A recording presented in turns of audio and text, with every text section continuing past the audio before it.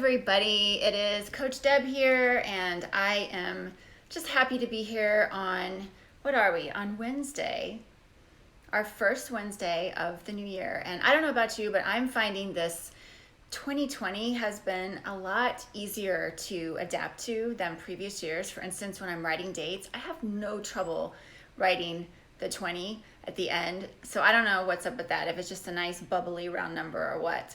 But I wanted to talk to you a little bit about goals and resolutions. And I've been kind of a person that I don't really like the word resolution because it seems like it doesn't have a lot of power. People make resolutions and then they fall outside of their resolutions. So, but resolutions are goals, right? And I'm all about goals. And actually tomorrow, if I can, I'm going to get my husband on here and we're going to do a live and talk about how we make goals and how we kind of create or set ourselves up for success in our daily routines. So stay tuned for that. But I was listening to a podcast at the end of last year, and hey, you guys, nice to see you. And I heard them talking about the top resolutions, like the most made resolutions. And I thought it was really interesting. And so I wanted to share that with you guys. Now, I'm going to give you the top 5. And I'm just curious to know if any of your resolutions or goals, whatever you want to call them, match any of these. But I'm going to give you the 6th one just because I think it's pretty important. The 6th most commonly made resolution is to quit smoking. So I don't know. I guess I'm still surprised that people still smoke. So if that's something that you want to work on in your life, more power to you. It is absolutely a great resolution. I don't really know a whole lot about quit smoking since I've never smoked, but I do know a lot about addiction and kicking addiction. So I don't know, there might be something that, I can help you with if you want to chat about that at another time. But the top 5 resolutions, we'll start with the 5th one. And I thought it was interesting, and I really like this one. The top 5 most made resolution is to learn a new skill. And I really like that because that's all about self-improvement and growth. And it could be taking on a new hobby. It could be something educational. For me, I'm actually getting certified in nutrition. So I just happen to have my little precision nutrition workbook here. And so I'm really doing that. And for me, it feels really good when I am doing something that grows myself, developing a new skill. I mean, I feel like otherwise I become stagnant. So I'm really excited about that. And then after I do that, I'm going to get my certification in sports, in the NASM, the National Association of Sports Medicine, that certification, that one. So kind of upping my game on skills that I already have in fitness and nutrition. So do you guys have any new skills that you're wanting to learn this year? If you do, type them in the chat so that I can see any new hobbies. Another one that I really like that I did last year, I just dabbled. One time I got on a paddleboard, and I've been wanting to learn how to paddleboard. So that's something I definitely hope to do more of this year, because one of my other goals for this year is to travel freely and do more of that. And yeah, so paddleboarding would be my hobby. My new skill is increasing my knowledge in sports, fitness, and nutrition. Number 4 is save money or spend less money. They go hand in hand, don't they? And does that surprise? This is really probably not a big surprise because financial goals, I believe you should have goals in all the major areas of your life. Again, growth, personal growth, that talks about learning a new skill. Financial goals, obviously, that's probably something that we all want to do more of in our life, is improve our financial situation. And maybe you don't have goals around that because you think it's hopeless. You think this is just what it is. I know we have financial goals. Obviously, we have business goals. obviously saving more and spending less, yes, that is absolutely always on the list in our household.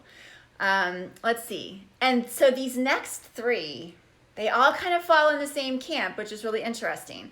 But I'm surprised, what do you think is the top one? Does anybody have any guesses on the top one? Any guesses? No?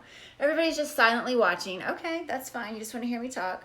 The number 3 most made resolution is to lose weight or improve your body composition. Are you surprised that that's not number 1? I'm kind of surprised that's not number 1, right? And that's I'm glad that improved body composition is on there, because I think that's even more important than losing weight. Is your body composition, the ratio of your body fat to muscle, things like that. We have found that there are a lot of other measures that are even more important in our overall health and physical well-being than just weight. Inches, again, the composition of your body. But, you may have some more specific goals, like I want to lose weight because I'm going on a vacation, or, whatever. So does anybody have those kinds of goals? Because probably most people do. Obviously, it's the top. It's number 3. For me, improving my body composition is always on there, especially as a competitor. And I shared in my stories, I think, or maybe I didn't share it on Facebook. I did on Instagram, but I shared one of the things I do every month is I get a 3D scan with my coach, and you stand on this thing and it scans your body, and it gives you like all the body composition, your body fat, your inches, your measurements, and then you can compare it to your baseline. And so for me, that's a really great way to, it's a quantitative way, because I know for me, like in the competing world, focusing on the number on the scale, my coach keeps telling me, well, the judges don't care what you weigh. I'm like, but that's the number that I can see every day. I can see that. And when I don't see that changing, or when I see it going the wrong way, it messes with my mind. And so the body scan is really good. Because it's actually the more important measure for what I'm trying to do. So lose weight is number 3. Number 2 is exercise more. Kind of goes hand in hand with losing weight a little bit, kind of, sort of. If you exercise more, you probably will start seeing some progress in your weight and your body composition, right? So, I've actually been surprised that the gym hasn't been more crowded. But anyway, I don't know if you guys are seeing a big uptick in that. I think a lot of people are working out at home now. I mean, my son, he's home from college, and he's like, the Peloton commercial was on. He's like, is this like a new thing? And I said, no, Peloton's been around for years and years, but they're just like all over right now. They're advertising very, very aggressively, and they have the at-home programs and things like that. So that helps people. I think there's a lot more options for exercising now than just going to the gym. And I really love that. I've been a home exerciser for the past almost 10 years. And so I'm all about that. So get your move on. I know it's one of those things that I think will enhance all areas of your life. The number one resolution that people make is to eat healthier. So if you think about it, number 3 is lose weight. Number 2 is exercise more. Number 1 is eat healthier. So the top 3 goals that people make in the new year are all around their body. It's taking care of their body. And I think that's really awesome.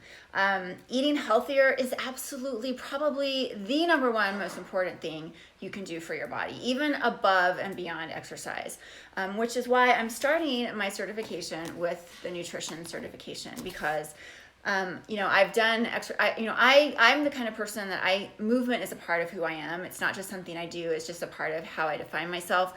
So exercising, I don't always want to do it, but it's something that I'm going to do. It's just what I do. But eating right has always been more challenging for me. And I've found that it's been more challenging for my clients as I've worked with my coaching clients over the years.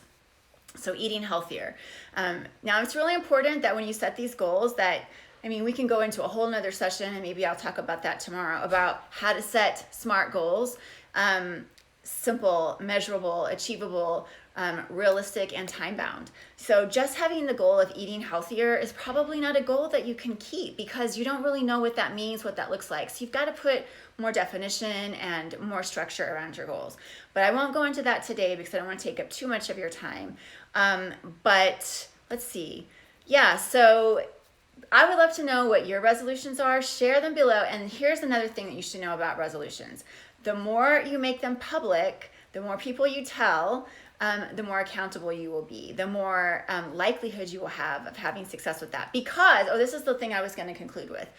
Because by the end of February, only 7% of the people that made resolutions will still be working on those resolutions.